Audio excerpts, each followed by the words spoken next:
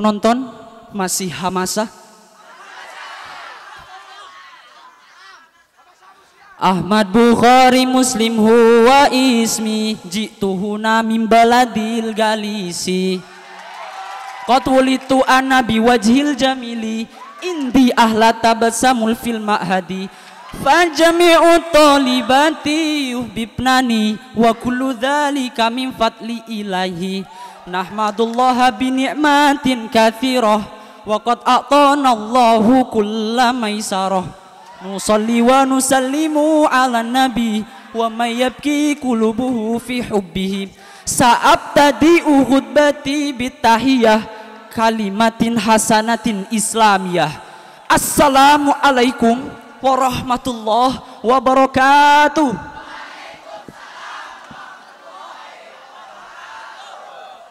Ternyata Asirajiyah krisis menjawab salam. Marratan thaniyah faman lam yajib salami fa alaihi suhtullah. Assalamu alaikum warahmatullahi wabarakatuh.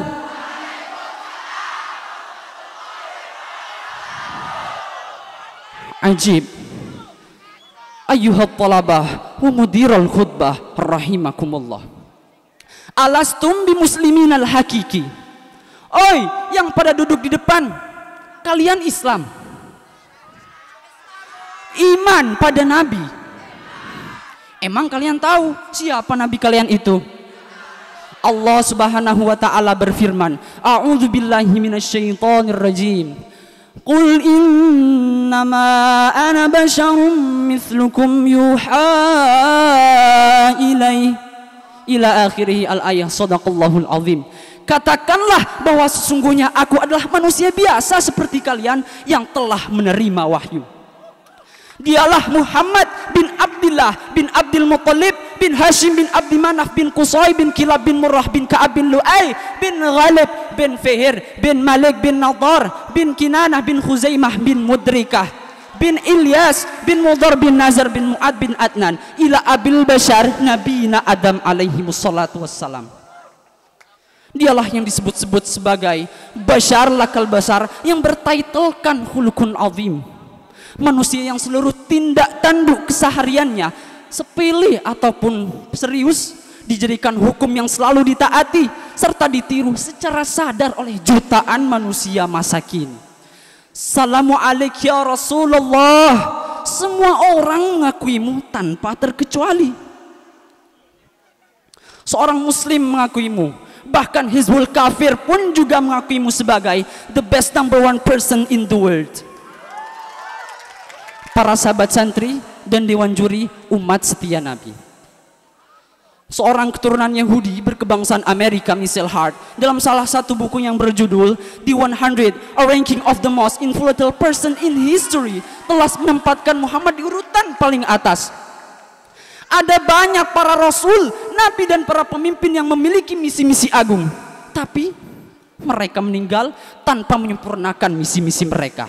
Tapi tidak dengan Muhammad yang telah menyempurnakan misi-misinya, menetapkan hukum-hukumnya, serta diimani oleh berbagai bangsa di masa hidupnya. Muhammad bukan hanya seorang pemimpin agama. Muhammad adalah seorang pebisnis, ahli tata negara, juga ahli dalam bidang kepemimpinan dan strategi militer. Ketahuilah, seorang panglima perang yang hebat adalah komandan yang menghapus seluruh musuhnya tanpa harus mengorbankan korban yang banyak. 14 years, selama 10 tahun, Rasul telah mengikuti tidak kurang dari 9 perang besar, 53 ekspedisi militer.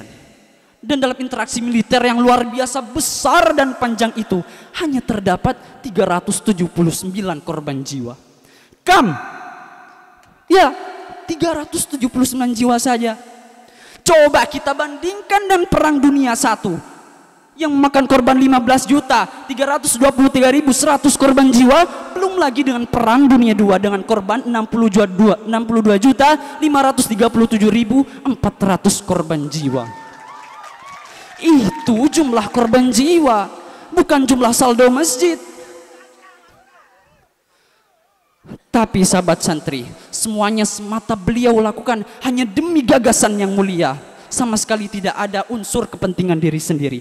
Berbeda dengan Alexander, Napoleon dan Adolf Hitler yang hanya mengikuti nafsu mereka demi membangun kekaisaran mereka belaka.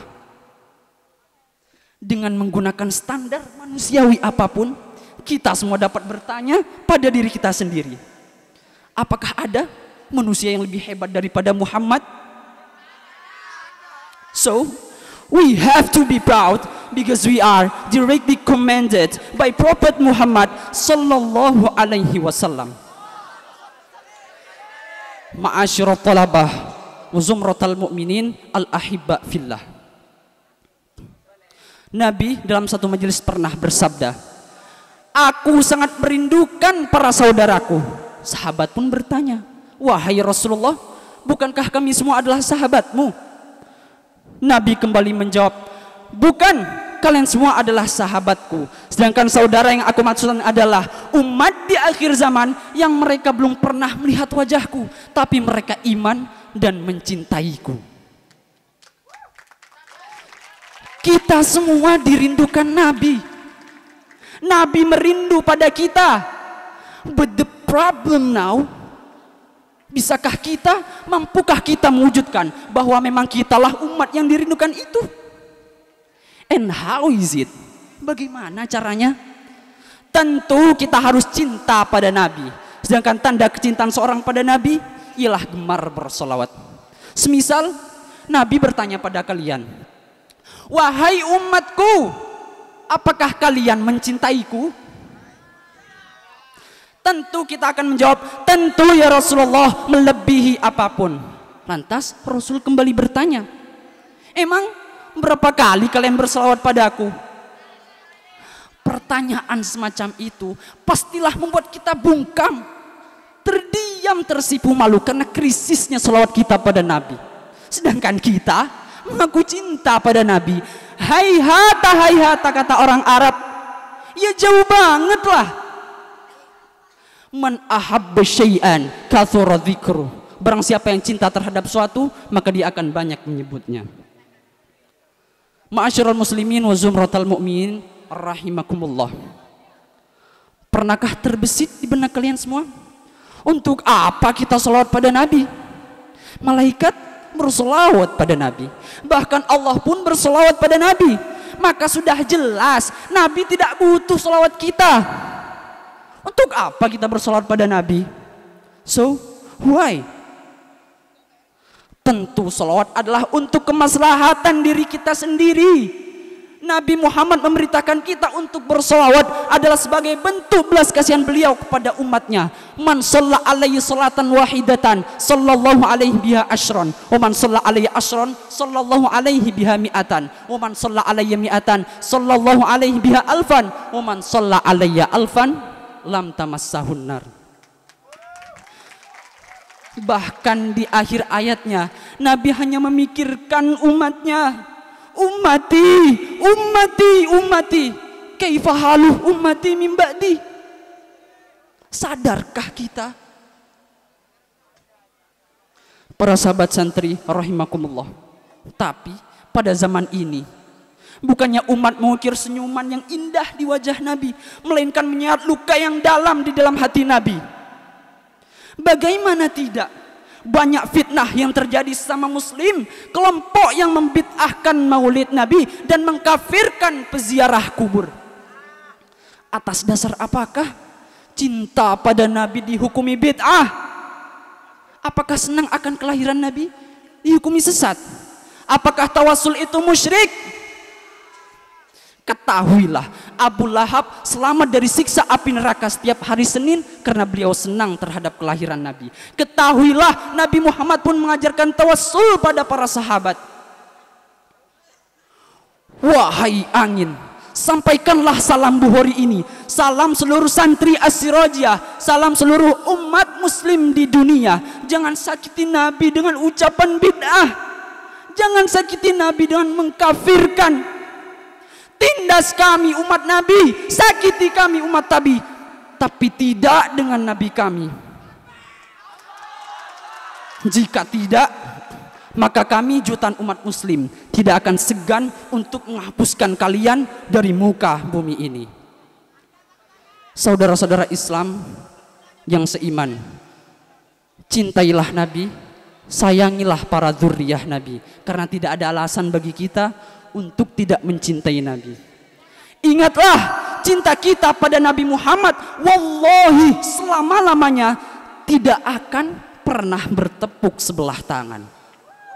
Mungkin hanya ini yang dapat saya sampaikan, kurang lebihnya mohon dimaafkan. Terima kasih untuk semuanya, apalagi supporter yang selalu setia.